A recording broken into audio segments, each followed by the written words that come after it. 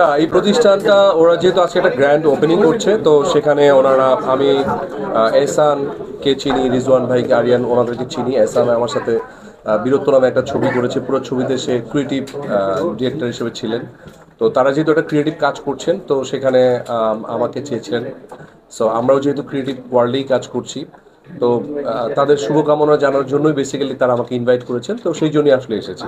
আমার কাছে মনে হয়েছে এটা একটা ইউনিক একটা প্রোডাকশনের দিকে যাচ্ছে, সো এই জন্যই আসে আসলে।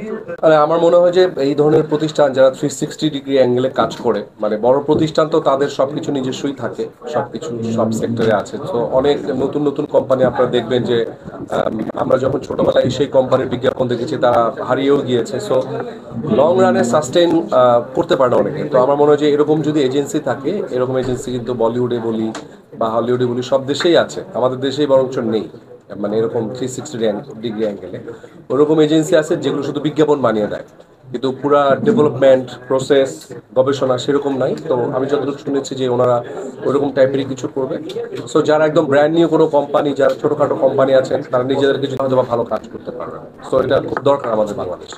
আমি এই তো গতকালই ডাবিং শেষ করলাম অনুদানের একটা ছবি ময়নার চর, এবং এই 10 তারিখে আবার একটা নতুন ছবি যাচ্ছি রবীন্দ্রনাথ ঠাকুরের দেনা পাওনা।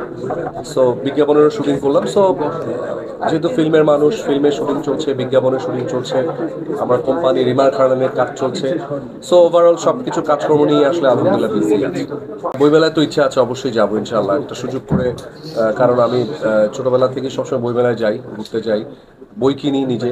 সো এবারও ইচ্ছা আছে যে এবারে বইমেলাটা কিরকম হয় সেটা দেখার জন্য।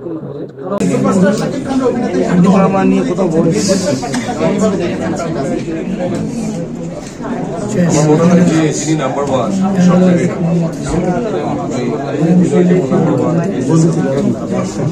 সব জায়গাতেই ওনার বিচরণ খুব স্ট্রং অ্যান্ড পজিটিভ।